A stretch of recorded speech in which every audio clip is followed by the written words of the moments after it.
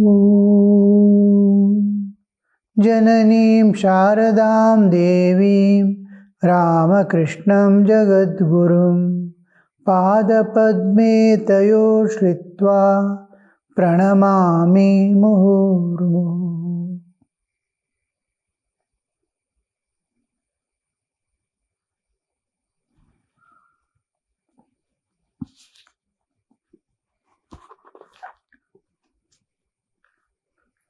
Sri Ramakrishna is speaking to Girish, telling about the Gupta Sannyasi and Vyakta Sannyasi.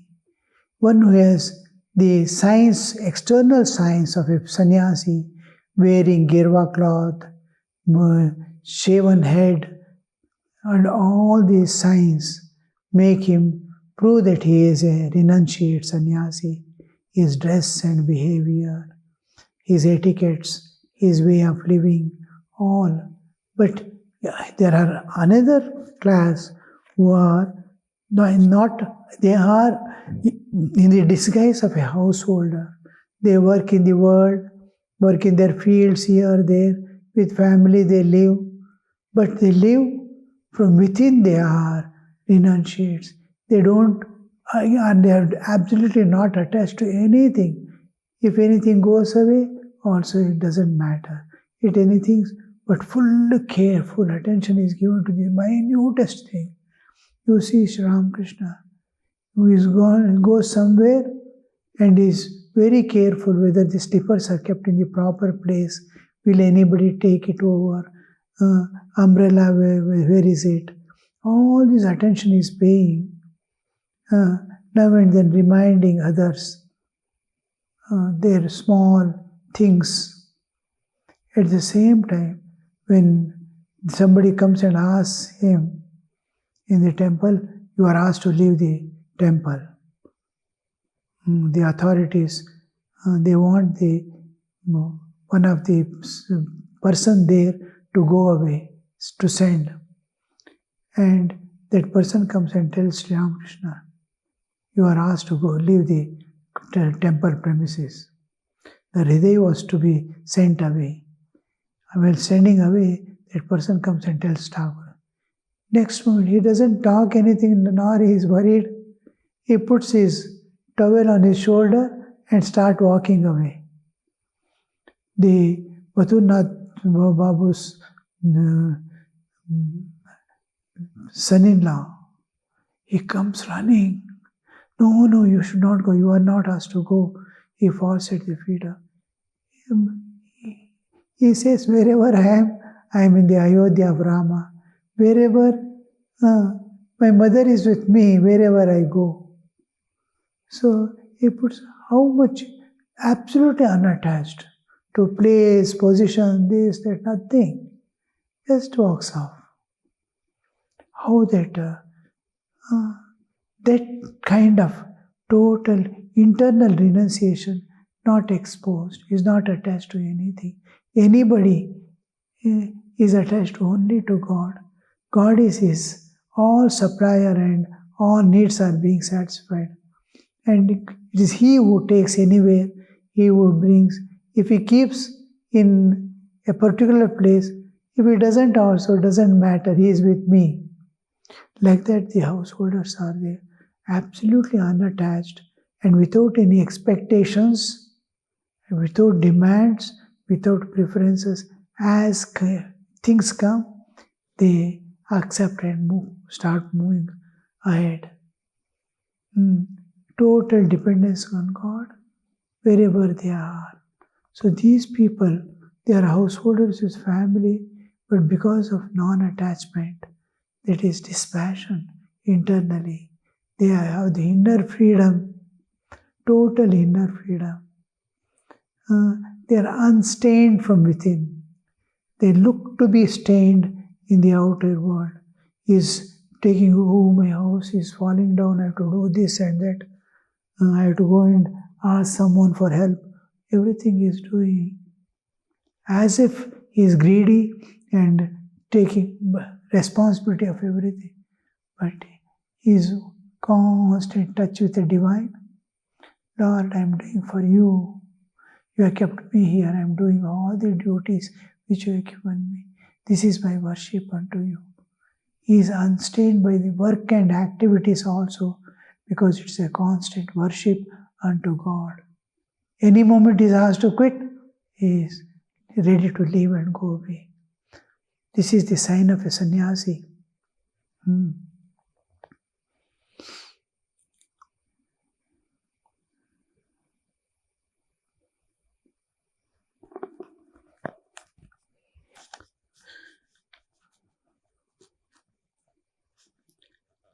Some attain knowledge of God in the world. Mention is made of two classes of yogis, the hidden and the known. Those who have renounced the world are known as yogis. All recognize them. But the hidden yogis live in the world. They are not known. They are like maid servants who performs her duties in the house, but whose mind is fixed on the children in the country. A woman is working in some master's house, whole mind is there. So like Sri Ramakrishna is used to give example of a bird hatching its egg. She is sitting on the egg and with open eyes looking around here and there, but her whole mind is on the egg. When the tortoises are there, when they lay eggs, they will be laying on the land, and they run into the water to fetch some food and live on that. When it goes, its whole mind is there on the eggs in the land. It is anybody coming there near, even a bird flying and coming, immediately it rushes to that spot where it has laid its eggs. It is very sensitive. Means how that is moving about in the ocean, his mind is there on the eggs on the land. Mother hatching the egg. The bird is sitting with open eyes looking all around, but her whole mind is on the egg. Like this, these householders, whole mind is on God, and they are moving about in the world doing their duties like sannyasis.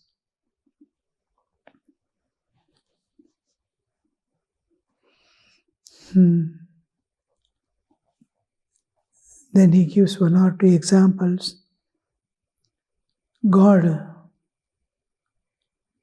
japa also. Then finally, therefore I say that man can realize God in the world.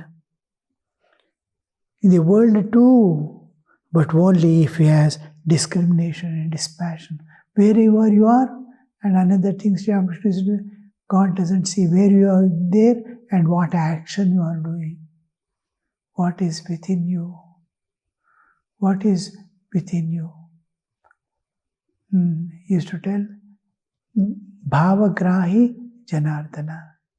God sees you from within, not from without.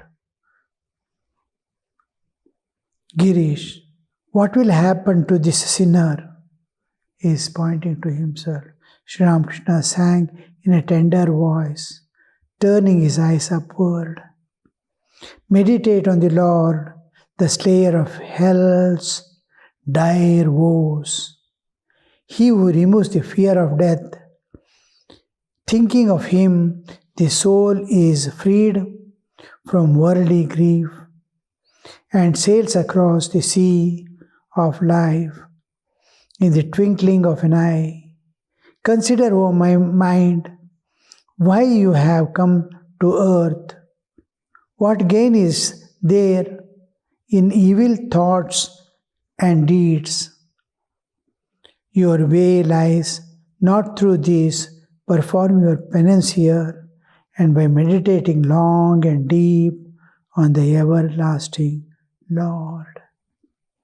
Sri Ramakrishna is singing in the tender voice.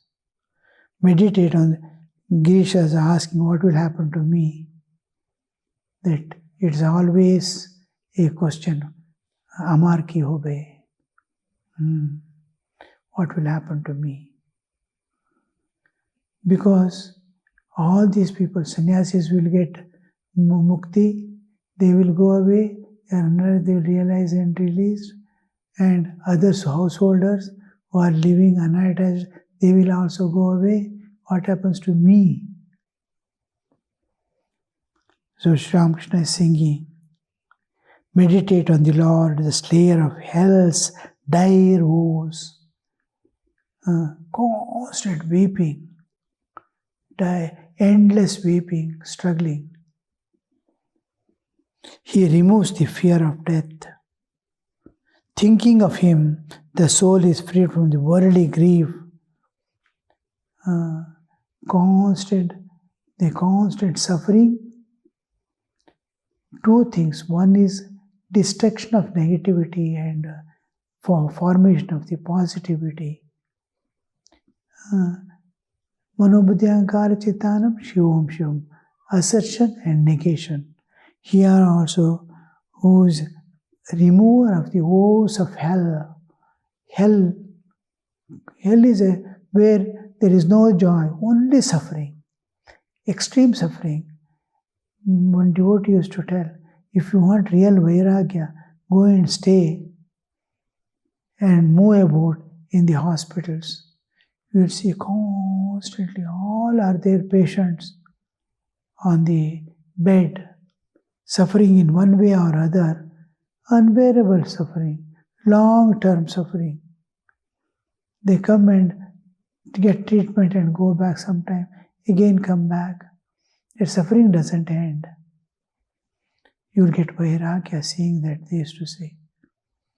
Like that, the suffering, the Lord is going to erase that suffering. He alone can remove the karma. Karma destruction power is only with God. It's called Kapala Moksha. Thinking of him, the soul is freed from the worldly grief and sails across the sea of life. He sails across the sea of life. In twinkling of an eye. Just the Sri Ramakrishna used to tell another thing. A cave which is dark, pitch dark for thousands of years. Somebody takes a light inside. Immediately, because it was in a million years, it was in darkness. Slowly darkness doesn't go away. The moment you bring a light, a lamp within, the darkness disappears.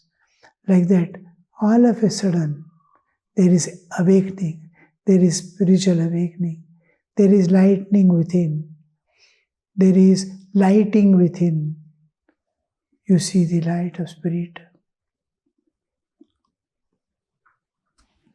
In twinkling of an eye, consider, O my mind. That's why. Meditate upon the Lord, who pervades everything and who is Sarva Shakta and Sarva Vyapi. He is everywhere, he is all capable, omnipotent, omniscient, he is always there, everywhere, omniscient, omnipotent, he can do and undo anything. Omnipresent, omniscient, he knows everything. Omnipresent, he is there everywhere. And he is omnipotent, he can do and undo anything. Omnipotent. A enlightened soul is not omnipotent. He knows everything, he can be omniscient and omnipresent, but omnipotent is not there. He cannot do and undo anything. He cannot destroy the karma of anybody. He cannot give mukti to anybody. Even if he is a guru, he cannot. He can take upon himself and work out. God alone can destroy the karmas. So he is omnipotent and omniscient, omnipresent, omnipotent, and also omni-compassionate. He has limitless compassion. So he will manage, he will see that suffering of mankind, he can understand. If he has ego, still he can bear it. All right. Ego is there means he can do something. His doership is there, preserved. When he can do nothing anymore, surrenders, then he is no more there as if his ego is destroyed. When he surrenders totally, unconditionally, then God immediately appears. Twinkling of an eye. Consider, O my mind, why you have come to the earth. What is the purpose? The purpose is to be fulfilled. What gain is there in evil thoughts and deeds, which will not fetch you anything, it will take you away from God? Your way lies not through these. Perform your penance here by meditating long and deep on the everlasting Lord. Your way is not through that worldly enjoyments and possessions. That is not your life. Your life is to be living in God. It's called paribraja. Your way lies through these japa, dhyana and our spiritual practices. Perform your penance here in this world. You perform penance. Penance is destruction of all unwanted things in the bodily, mental complex, body-mind complex. What all unwanted things are there, to get rid of, it's washing, thorough washing. It's called penance. A kind of tapas. Is a constant tapas to get rid of all dirt from the body-mind complex. Tapas, you do that tapas, penance here, by meditating upon. By meditating. I can do tapas in various ways. I can do fasting, I can stand on one leg, I can go to the forest and live in a cave. All these with minimum food. Yes, all these are tapas. But here, Sri Ramakrishna is telling, the song is telling, meditate long and deep on the everlasting. On the everlasting God, the whole universe is constantly changing and disappears. And again appears, again moves, again disappears. It's constantly changing flows. God is unchanging, eternal reality in which it is happening. On that, meditate deep on the everlasting Lord. Everlasting Lord is Brahman. And you will find that identity. Aham Brahmasmi. Master sails across the sea of life in the twinkling of an eye. One attains the vision of God if Mahamaya steps aside from the door. She is keeping it covered. Inside is the Chaitanya, but a veil of cover is there. God is in front of you, but the veil of world is there. I am not able to see God because there is a veil. This nature which we are seeing, perceiving, itself is a veil. He attains God of Mahamaya, steps aside from the door. She must stand aside. Mahamaya's grace is necessary. Grace is one of the functions of the divine. It goes on just like sun. The nature of sun is to give light, like that nature of God is to grace.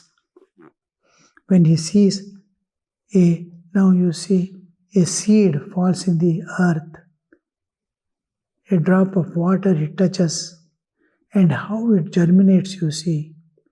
It germinates. The nature of water and soil is to make the seed germinate. Like that, nature of God is to grace. But it has to come in contact with it. The seed has to come in contact with watered soil. Then immediately it germinates. Like that, the nature of God is to be compassionate, to grace people, grace. And when it happens, when you touch, when you are in contact with the divine, when you are tuned to divine.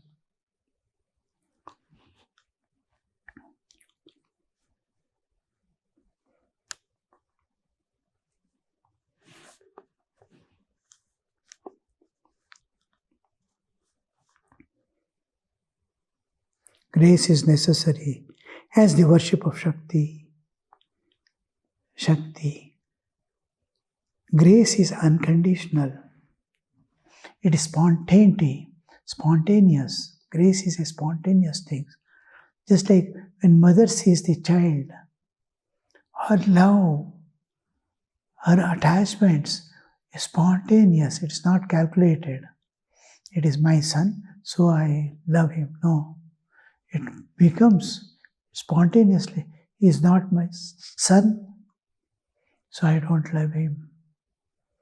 How that? It is not option. You don't have an option. You cannot love other's child as much as you love your own child. And attachment. This is spontaneity kept by God in the heart of the mother. It catches, it holds. Like that, grace is spontaneity. It is not calculated. It doesn't see it is unconditional. It will not see the merits and demerits of a person. That's why it is called grace. It is independent of the nature of the receiver. You see, God is near us, but it is impossible to know Him because Maya stands in between. Rama, Lakshmana and Sita were walking along. Rama walked ahead, Sita in the middle, and Lakshmana last.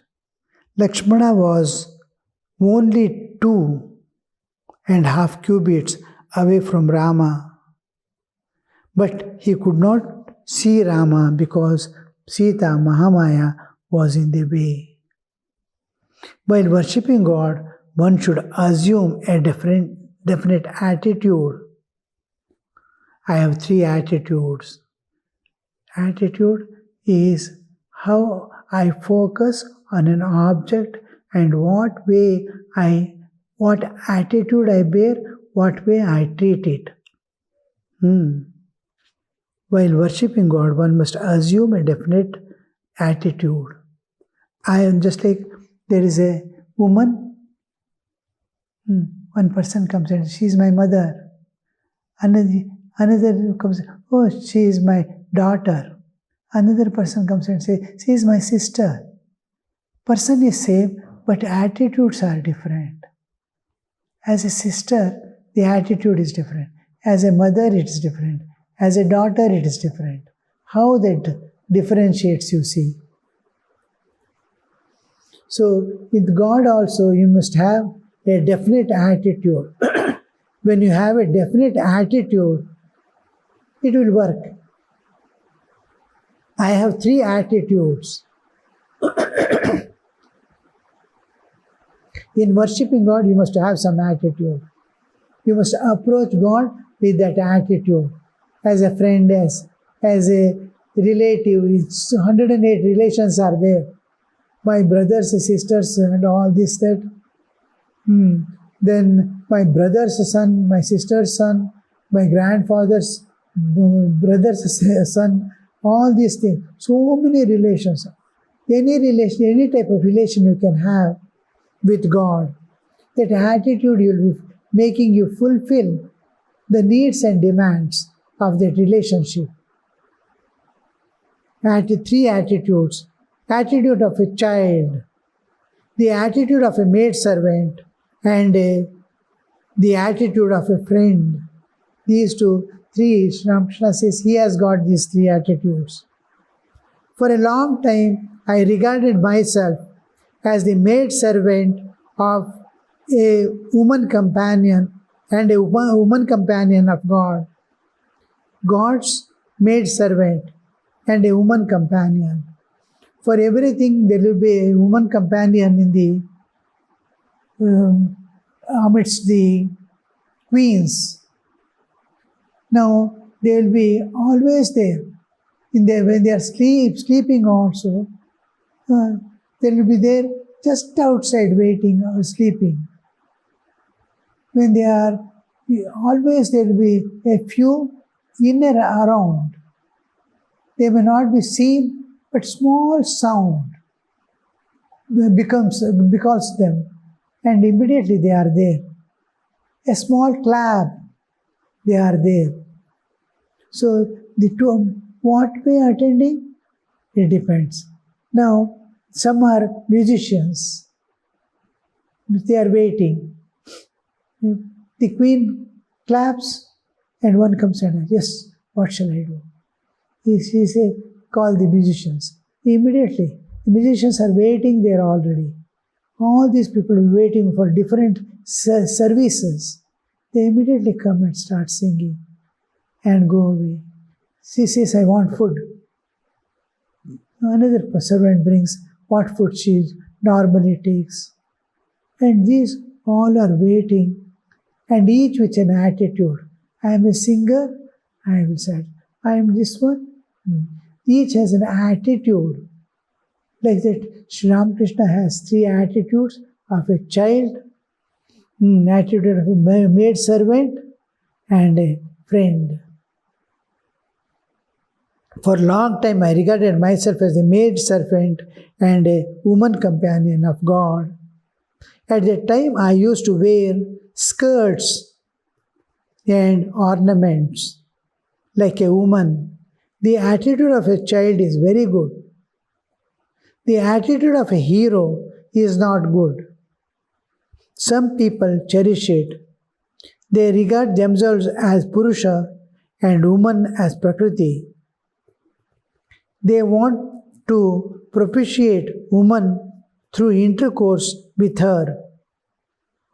But this method often causes disaster.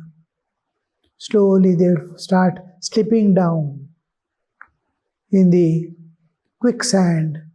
They won't be able to come up again. Some succeed and escape. Who have that courage to not be affected and be there. It is like making a frog dance in the mouth of a snake. Any moment it can swallow it off. Like that, danger. But some grace of their Guru, very rarely, most of the people will yield to the temptations. Some transcend the idea of womanhood, the desire for eating, all these things, they transcend and remain unaffected when these are presented to them. But most of the people, deep from within is the tendencies, vasanas of lives after lives. Unless the last vasana also dies, you cannot be freely move about in the amidst the tendencies. This Sri Krishna tells in the Bhagavad Gita. Indriya. Amidst the Indriya, he is moving about with senses in the amidst the object of enjoyments, but he is untouched by all things. So that kind of attitudes and this one, they cherish, but most of the people will fall, and that's why Sri Ramakrishna warns against that. Om शांति शांति शांति। हरि ओम तत्सत। श्री रामकृष्णार्पणमस्तु।